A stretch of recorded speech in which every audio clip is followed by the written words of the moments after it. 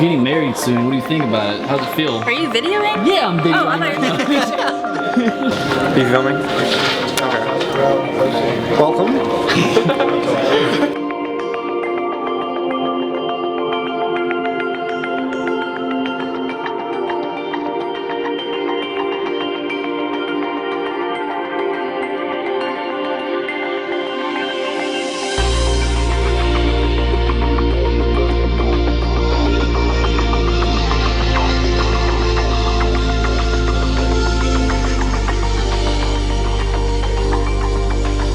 I once had a bookmark. I actually went looking for it in one of my Bibles, couldn't find it, but it said a good name is to be had rather than great riches.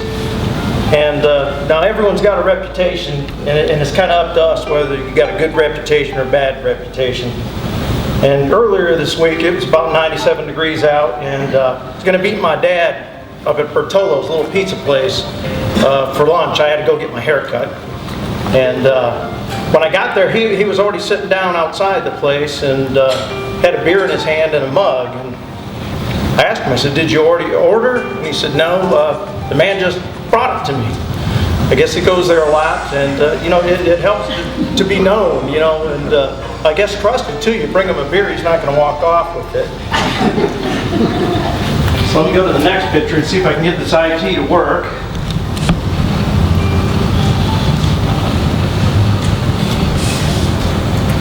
That's me.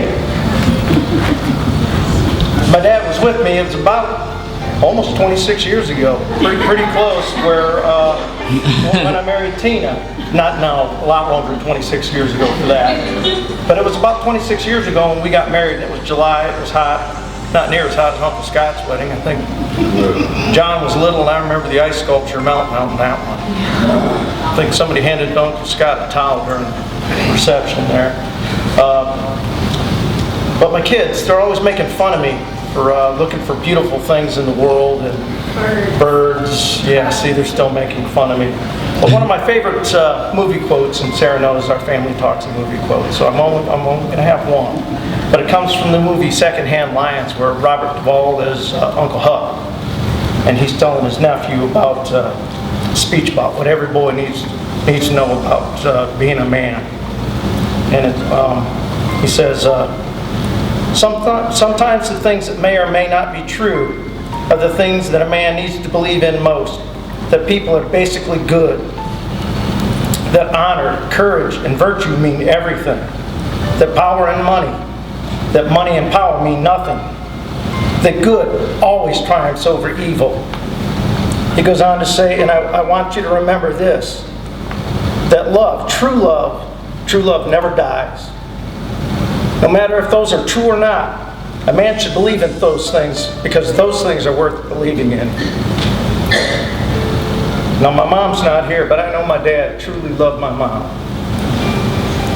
And 26 years later, I still love my wife, truly. Not that we haven't had our share of disagreements or arguments. Like in the first 2 weeks of marriage when I brought home a stray dog and my wife went home to her mama. Well, her mama, thank God, sent her back to me. And I don't really remember what happened to the dog. That dog went around long. But I guess, all marriages, you have your disagreements, but I can also say, there are probably times when all of us can look at our marriages and say there were times where it might have seemed easier to split up in the short run, but not in the long run. You got to look for the long run. I believe that as we work through our arguments and adversity together, that it just makes your marriage stronger. And I think we can now look back on anything that's happening now and say that we've gone through an awful lot. We can go through anything now. It just makes us stronger as a marriage. And I'm not saying that I want John and Sara to argue more, but I think you guys really do have true love. And I want you to look, at both your parents' marriages. John, me and Tina, and Sara, your parents, and guarantee it's been a lot of work. Marriage it's not easy. You're going to have to work at it. I wrote down here, I get frustrated when I hear people criticizing the Bible verse about a wife being submissive to her husband. And you hear it in the news, and that's all you hear about. But what you don't hear about is the verse that comes after it. So where Ephesians 5:22 says for wives to submit to their husbands, Ephesians 5:25 right after it says, husbands, love your wives as Christ loved the church and gave himself up for her. And John, if you put Sarah's needs first, and Sarah, if you put John's needs first, you're going to be okay in marriage. You'll be able to go through adversity and you'll come out of it stronger. One more picture.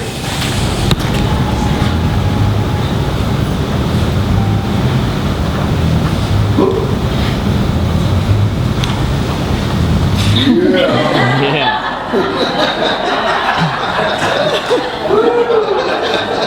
That's my boy. Daddy showed me the picture of the four of us, and my finger was up my nose, so that's okay. You can see we're eating too. He's not actually picking his nose, but he's a hoot. Always has been. He saw somebody who was about to take our picture, and he was going to make us laugh.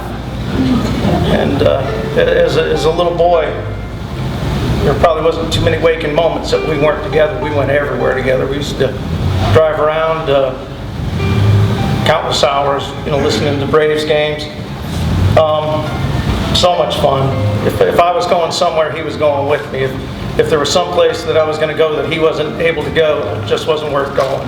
We just spent so much time together through baseball, all the way through high school, football, soccer, whatever. We just spent all kinds of time together. Then high school started. And fun little kid turned into, well, we called him a porcupine because he turned out to be about as cuddly as a porcupine. Teenage years.